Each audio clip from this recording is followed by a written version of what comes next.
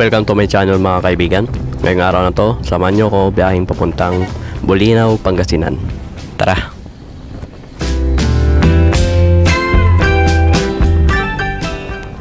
At yun nga mga kaibigan, nasa biyahe na kami. At syempre mga kaibigan, iba't ibang mga magagandang tanawin ating makikita sa daan. At iba't ibang mga magagandang bayan atin pang madadaanan.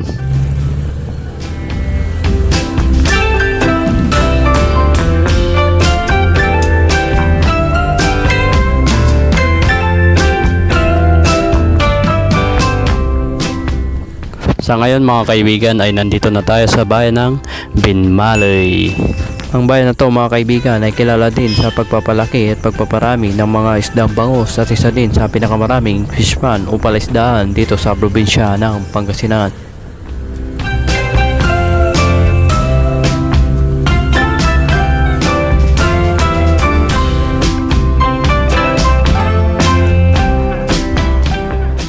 At syempre mga kaibigan, iba't iba pang mga produkto ng Pangasinan atin pang makikita at atin pang madadaanan.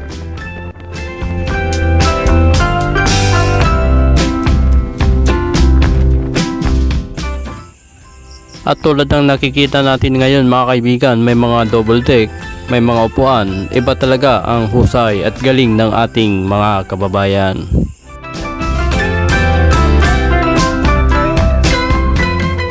At syempre mga kaibigan, hindi rin basta-basta nawawala ang matatamis na produkto at iba't ibang mga matatamis na pasalubong mula dito sa probinsya ng Pangasinan.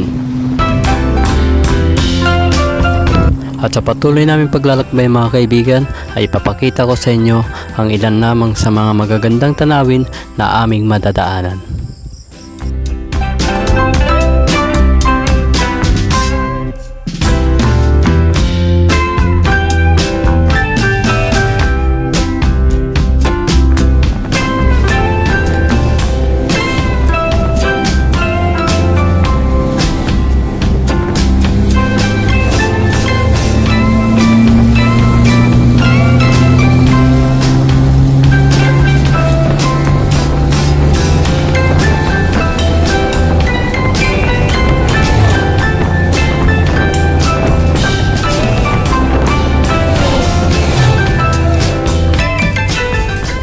At nandito na tayo sa lugar ng Linggayen mga kaibigan. At ang Linggayen ay kilala sa Fiestside Diet kung tawagin sa amin, o sa English word sa wikang English ay Sea Festival.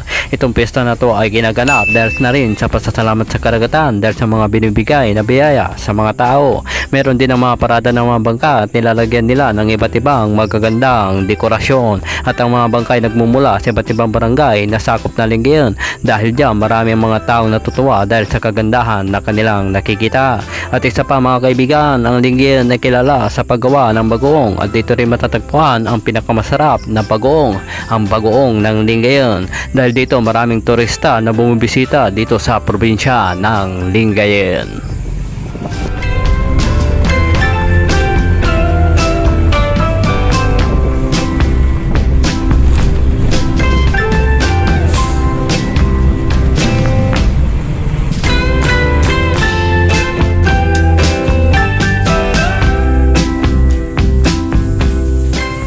Sa wakas mga kaibigan, nakarating na kami sa bahay nila Tio at Tia dito sa bayan ng Bani. At ito nga mga kaibigan, nabutan natin ng aking tiyuhin na nagpapakain ng kanyang mga alagang kambing. So, mano muna tayo saglit.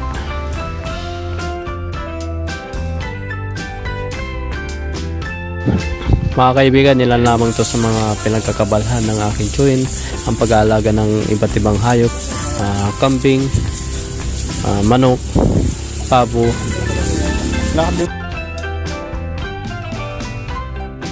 At mamaya mga kaibigan, sasama ako sa tiyuhin at ipapakita ko sa inyo yung magandang lugar na pinagkukuhanan ng pagkain ng mga alagang kambing.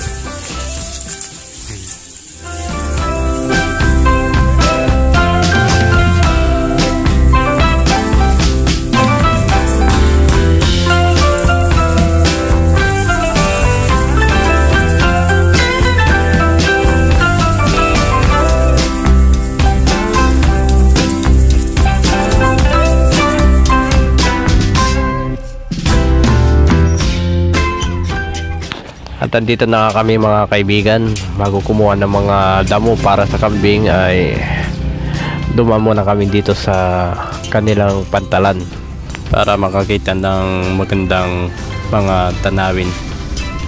Okay, tayo sa taas mga kaibigan para makita natin yung lawak ng mga palaisdaan.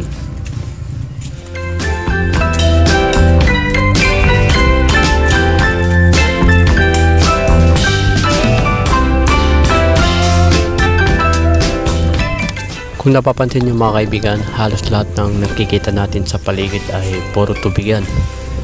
Yan po ay iba't ibang uri ng palisdaan na pangunahing kinabubuhay dito sa bayan ng Bani.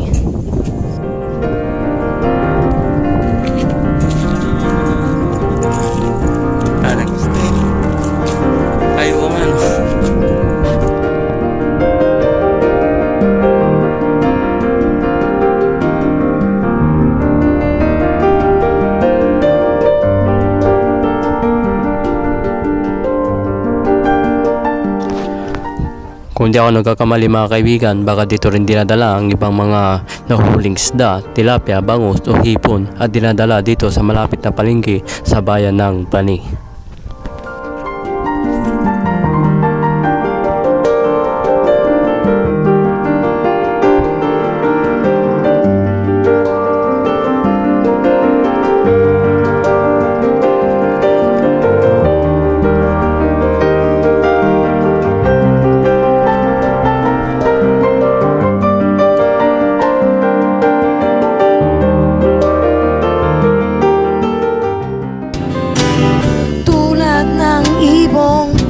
Malaya ang pag-ibig natin,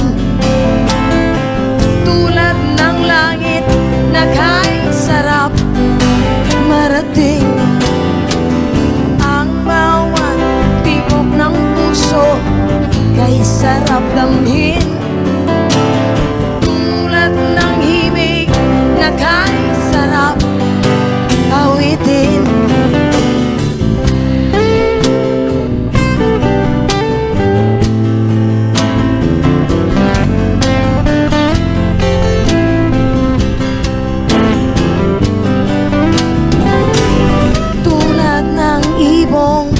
Malaya ang pag-ibig natin, tulad ng langit na kahit sarap marating. Ang bawat tibok ng puso kay sarap damhin, tulad ng himig na kahit sarap awitin.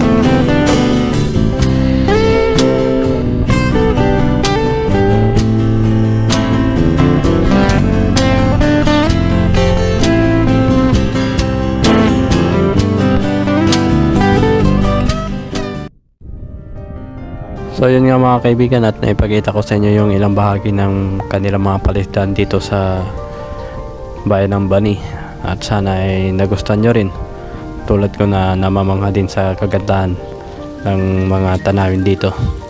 Sa ngayon mga kaibigan ay kailangan na natin kumuha ng mga pagkain ng kambing. At syempre mga kaibigan, di ko na pinalampas ang pagkakataong ito na muling makasama dito sa lugar na to. Nakakawili talaga magpunta dito mga kaibigan, bukod sa maganda, tahimik at napakapayapang lugar na to mga kaibigan, at malalanghap po talaga ang sariwang hangin.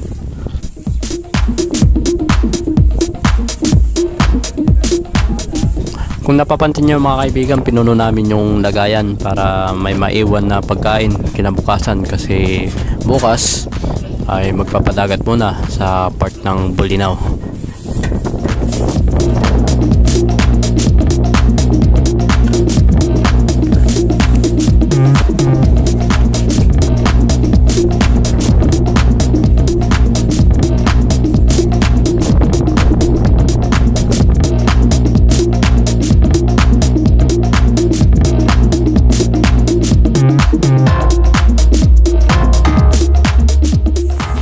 At syempre mga kaibigan, pagdating pa lang ay panay picture taking para na sulit naman ang pagdayo dito sa dagat ng Bulinaw.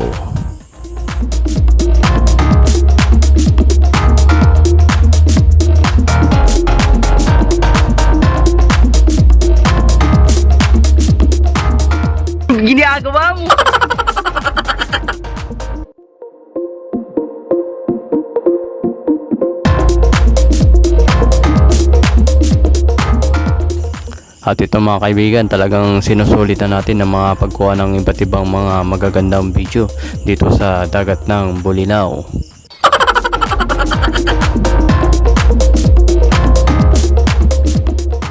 Napakalinaw ng mga tubig kaibigan at kitang-kita natin yung mga halaman sa ilalim ng dagat.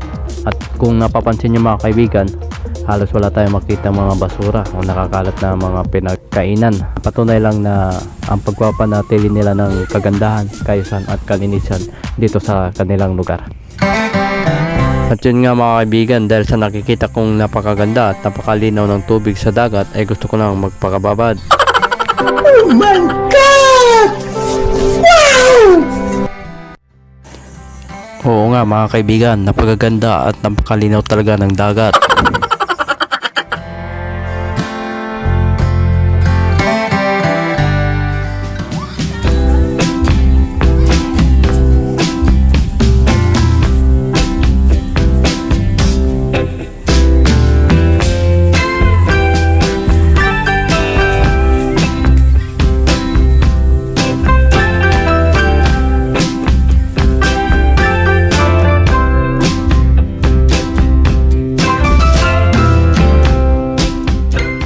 Picture, 1, 2, 3. Ay, video pala re.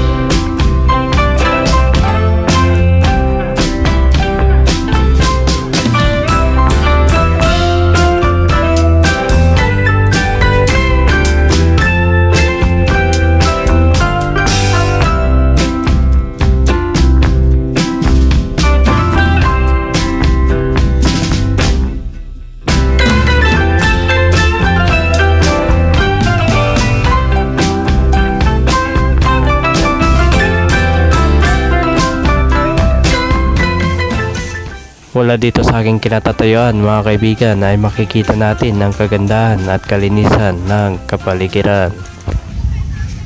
At maraming salamat ulit mga kaibigan sa patuloy niyong panunood ng aking video. Sana inyong nagustuhan mula Bani hanggang dito sa dagat ng Bolinao, Pangasinan.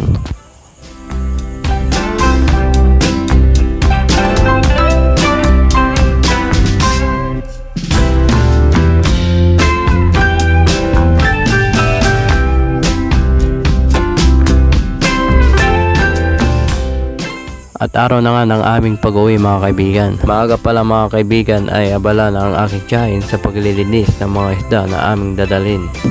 Sa halagang 100 pesos mga kaibigan, ganito na karami ang binigay sa aking tiyahin. Hindi lang yan mga kaibigan, may kasama pang mga hipon. At patunay lang yan mga kaibigan na kung magaling ka makisama at mabait ka sa iyong kapwa ay bubuhos sa iyo ang biyaya.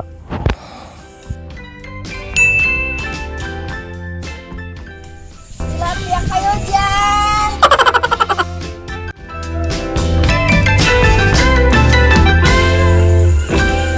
Ito ay pasalubong ka kay Kuya John. Kay Kuya Pusa.